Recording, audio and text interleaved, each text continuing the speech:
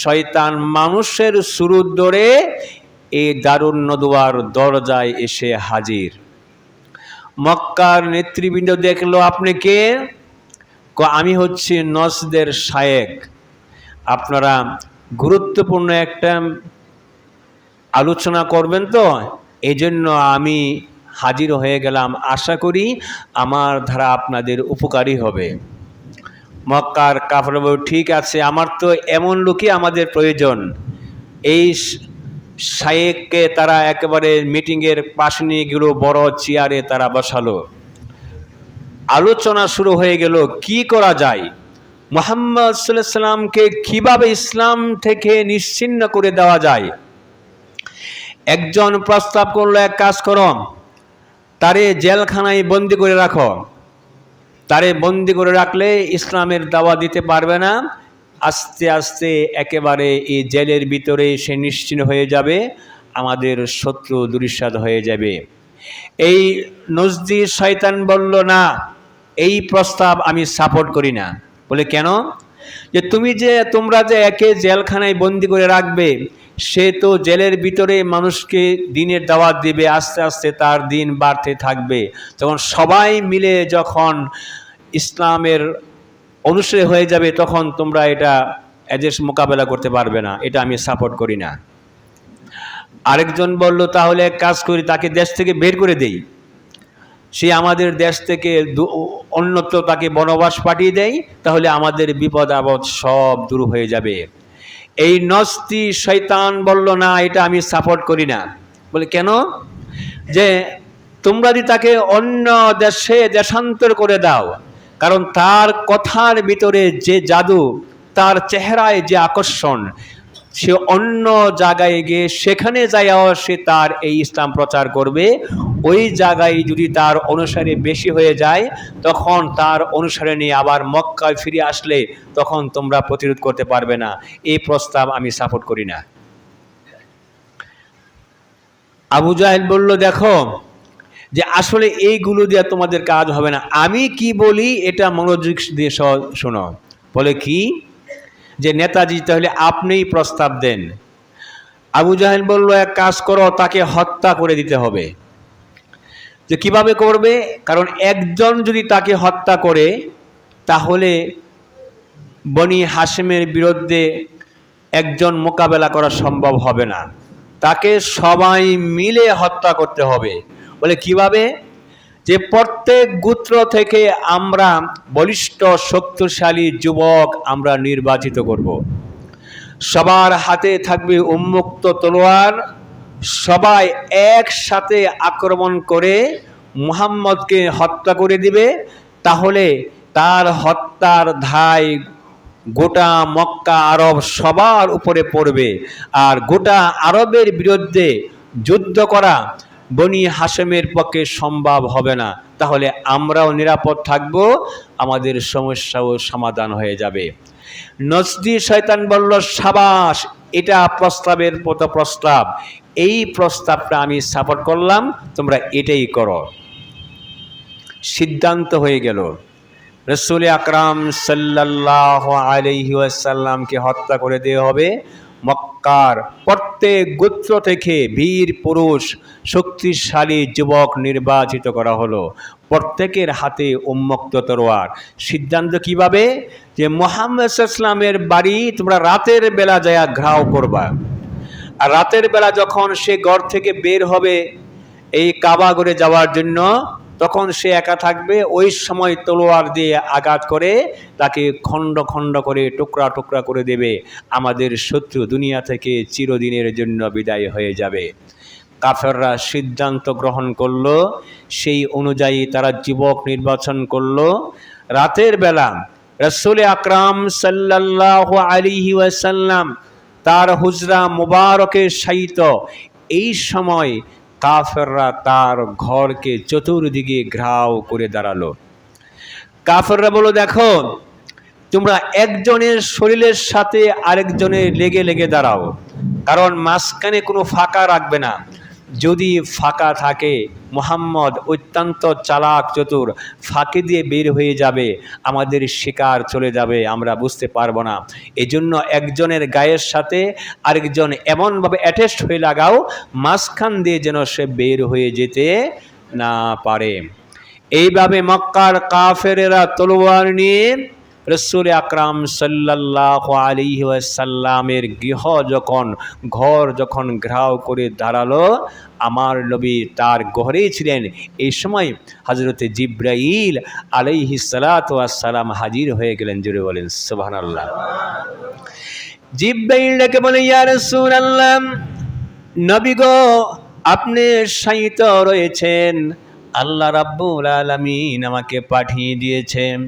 আমার নবী ডাকতে বলি, জিবরাইল, এখন তো গভীর রজনী, তুমি তো এই সময় কোনো সময় আসো না, কি সংবাদ নিয়ে এসেছো এই গভীর রজনীতে? জিবরাইল বলে, ইয়া রাসূলুল্লাহ, নবী গো, আপনি খবর রাখেননি, মক্কার কাফেরেরা তলোয়ার নিয়ে আপনার ঘরের চতুর্পাশে দাঁড়িয়েছে, আপনাকে হত্যা করে দেবে, কতল করে দেবে। আল্লাহ রাব্বুল আলামিন আমাকে পাঠিয়ে দিয়েছে এই সংবাদটা আপনার কাছে পৌঁছিয়ে দেওয়ার জন্য। ইয়া রাসূলুল্লাহ, আল্লাহর পক্ষ থেকে এটা হচ্ছে আদেশ, আপনি এই মুহূর্তে মক্কা ছেড়ে আপনি মদিনায় চলে যান। যদি বলেন সুবহানাল্লাহ। আমার নবী বললেন, হ্যাঁ জিবরাইল, কাফেরেরা আমার ঘরের চতুর্দিকে তলোয়ার নিয়ে দাঁড়িয়েছে, আমাকে হত্যা করে দেবে। আমি যে ঘর থেকে বের হয়ে যাব, তারা কি দেখবে না আমাকে? আমার চোখে পড়বে না? জিবরাইল, ইয়া রাসূলুল্লাহ, আপনি সামান্য একটু ভারী হাতে নেন, আর মাটিগুলোর সাথে আপনি কোরআনুল কারীম থেকে তেলাওয়াত করেন, ওই ভালিগুলোর উপরে ফু দিয়ে আপনি ভালিগুলো নিক্ষেপ করে দেন। হযরতে জিবরাইল আলাইহিস সালাম যখন এই কথা বললেন, আমার প্রাণের নবী বললেন, জিবরাইল, আমি যে ধুলি নিক্ষেপ করব, ওই ধুলি তো ঘরের ভিতরে বাহিরে যাবে কিভাবে? কাফেরদের কাছে এটা পৌঁছবে কিনা? জিবরাইল ডেকে বলে, ইয়া রাসূলুল্লাহ, নবী গো, আপনার দায়িত্ব শুধু এই ধুলিগুলো নিক্ষেপ করে দেওয়ার, আর এই ধুলিগুলোকে কাফেরদের চোখের ভিতরে ঢুকাইয়া দেওয়ার দায়িত্ব গ্রহণ করেছেন আমার আল্লাহ। যারা বলেন সুবহানাল্লাহ। রাসূল আকরাম সাল্লাল্লাহু আলাইহি ওয়াসাল্লাম সামান্য একটু মাটি দুলি এবার নিলেন, তার উপরে ফু দিয়ে ভালিগুলো এবার কাফেরদের লক্ষ্য করে ঘরের ভিতরেই তিনি ছেড়ে দিলেন। এই ভালিগুলো যখন কাফেরদের চোখের ভিতরে প্রবেশ করলো, আর কাফেররা চোখ কসলাইতে আরম্ভ করলো, কিছুই দেখতে পেল না। তাদের চোখের সামনে দিয়ে রাহমাতাল লিল আলামিন বের হয়ে গেলেন। এরা হত্যা করবে সেই তো দূরের কথা, এক নজর দেখা পর্যন্ত নসিব হলো না। আমার আল্লাহ তার নবীকে বলছেন, হাবিব, আপনার কি মনে আছে ওই রজনীর কথা? ওয়ামা রামাইতা ইজ রামাইতা ওয়ালাকিন্নাল্লাহ রামা। হাবিব, আপনার কি মনে আছে ওই রজনীর কথা, যেদিন কাফেরদেরকে লক্ষ্য করে আপনি সামান্য ধুলি নিক্ষেপ করেছিলেন? ওই ধুলিগুলো নিক্ষেপ করার দায়িত্ব ছিল আপনার, আর ওই ধুলিগুলোকে একটা একটা করে কাফেরদের চোখের সামনে ঢুকিয়ে দেওয়ার দায়িত্ব ছিল আমি আল্লাহর। সুবহানাল্লাহ। আল্লাহ রাব্বুল আলামিন বলছেন, হাবিব, আপনি তাদের চোখের সামনে দিয়ে আপনি চলে গেলেন, কিন্তু তারা আপনাকে দেখতে পারলো না। কেন? এটা আমার কুদরত কাজ করেছে, আমি সেই ব্যবস্থা করেছি। কিভাবে করেছি? আমার আল্লাহ বলেছেন কোরআনুল কারীমে, ওয়াজআলনা মিন বাইনি আইদিহিম সাদ্দান ওয়া মিন খালফিহিম সাদ্দান ফাআগশাইনাহুম ফাহুম লা ইউবসিরুন।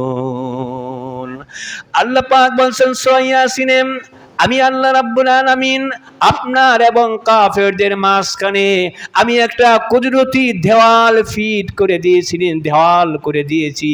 এই জন্য ওই দেওয়ালের কারণে আপনি কাফেরদের সামনে দিয়ে আপনি বের হয়ে গেলেন, আর আপনাকে হত্যা করবে সেই তো দূরের কথা, এক নজর দেখা পর্যন্ত নসিব হলো না। রাসূল আকরাম সাল্লাল্লাহু আলাইহি ওয়াসাল্লাম আবু বকরকে সাথে নিয়ে এবার মদিনার দিকে রওনা। যখন মদিনার ধার প্রান্তে চলে গেলেন, মদিনায় খবর আসলো রাহমাতাল লিল মদিনায় আসতেছে। কখন আসবে? আমার নবীকে এক নজর দেখার জন্য তারা দিনের পর দিন অতিক্রান্ত, কেউ গাছের উপরে, কেউ ছাদের উপরে এক দৃষ্টিতে তাকিয়ে আছে কখন আমার নবী মদিনায় আসবে। রাসূল আকরাম সাল্লাল্লাহু আলাইহি ওয়াসাল্লাম মদিনার প্রান্তে যখন প্রবেশ করলেন, আবু বকরকে সাথে নিয়ে তার উট যখন প্রস্ফুটিত হলো, যখন মদিনায় প্রবেশ করলেন, আর মদিনার লোকগুলো আমার প্রাণের নবীকে তারা স্বাগতম জানিয়েছিল।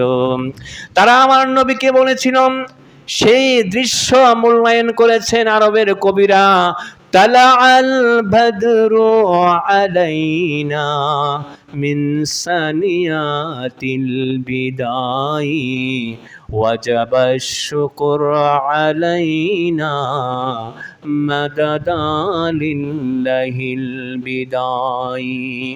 ও মদিনার বালকেরা, ও মদিনার বালিকারা, তোমরা আসো, দেখে যাও আমাদের মদিনায় পূর্ণিমার চাঁদ উদয় হয়েছে। জুড়ে বলেন সুবহানাল্লাহ।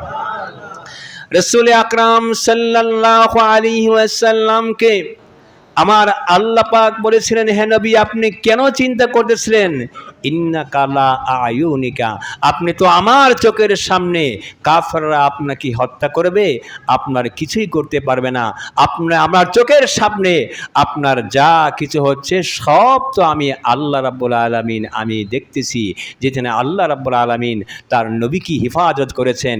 এজন্য কোরআনুল কারীমের ভিতরে আমার আল্লাহ বলেছেন, হে নবী কাফেরের গোষ্ঠীরা তারা চায় আমার ইসলামের প্রদীপকে নিভিয়ে দেওয়ার জন্য, কিন্তু ইসলাম থাকবে কিয়ামত পর্যন্ত। আল্লাহ পাক সেটা জানিয়ে দিয়েছেন গোটা বিশ্বের মুসলমানকে। কাফেরদের যতই অস্ত্রের ঝনঝনানি, যতই তাদের পরাশক্তি, যতই কিছু থাকুক, তোমাদের ভয় পাওয়ার কোনো কারণ নাই, কারণ আমি আল্লাহ রাব্বুল আলামিন সব কিছু দেখতেছি, সব রিমোট কন্ট্রোল হচ্ছে আমার হাতে। আমি আল্লাহ, এটা আমার দায়িত্ব। তুমি ইমানদার হলে, মুমিন হলে তোমাকে সাহায্য করা এটা আমার আল্লাহর দায়িত্ব। জুড়ে বলেন সুবহানাল্লাহ। আল্লাহ রাব্বুল আলামিন বলছেন, ওয়া কানা হাক্কান আলাইনা নাসরুল মুমিনিন, তোমাকে সাহায্য করা এটা আমার হক, এটা আমার দায়িত্ব। তুমি যদি মুমিন হও তাহলে সেটা আমার দায়িত্ব তোমাকে সাহায্য করা। তবে তোমরা চিন্তিত হয়েও না, পেরেশান হয়েও না। ওয়ালা তাহিনু ওয়ালা তাহজানু ওয়া আনতুমুল আ'লাউনা ইন কুনতুম মুমিনিন। কোনো ভয় নাই, কোনো চিন্তা নাই, তোমাদেরই বিজয় হবে যদি তোমরা মুমিন হও, মুত্তাকি হও। আল্লাহ রাব্বুল আলামিন মুসলমানদেরকে সাহায্য করবেন, আমরা গোটা পৃথিবীতে আবার মাথা উঁচু করে দাঁড়াতে পারবো। আল্লাহ রাব্বুল আলামিন আমাদের সে তৌফিক দান করুন। সকলে পড়ছে আমিন। ওয়া আখির দাওয়ানা ওয়া আলাইনা ইল্লাল বালাগ। যারা সুন্নাত পড়েন না এখন পড়ে নেন।